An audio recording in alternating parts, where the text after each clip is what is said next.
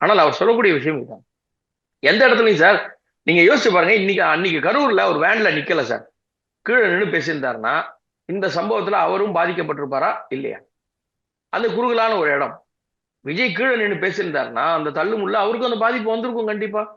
இப்போ எல்லாரும் விஜயகாந்த் ஆயிட முடியாது.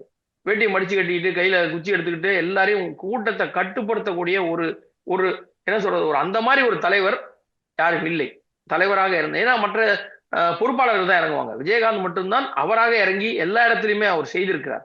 திரைத்துறை ஆகட்டும், பல பெரியவர்களுடைய மரணமாகட்டும், எல்லா இடத்துலையும் அவர் ஆளுமை காட்டியிருக்கார். ஆனா இவருக்கு அது முடியாது. சோ அந்த தள்ளுமுள்ளு மீண்டும் ஏதாவது ஒரு அசம்பாவிதம் நடந்து விட்டால், நீங்க அன்னைக்கே நம்ம போட்டோ எல்லாம் பார்த்தோம், ஒருத்தர் கத்தி வச்சிருந்தாங்கன்றாங்க, ஒருத்தர் செருப்பு எடுத்து அடிச்சாங்க இவர் மேல, கெட்ட வார்த்தை பேசினாங்க. யார் வேணா எது வேணா செய்யலாம் இல்லையா? சமூக விரோத யார் வேணா செய்யலாம் இல்லையா?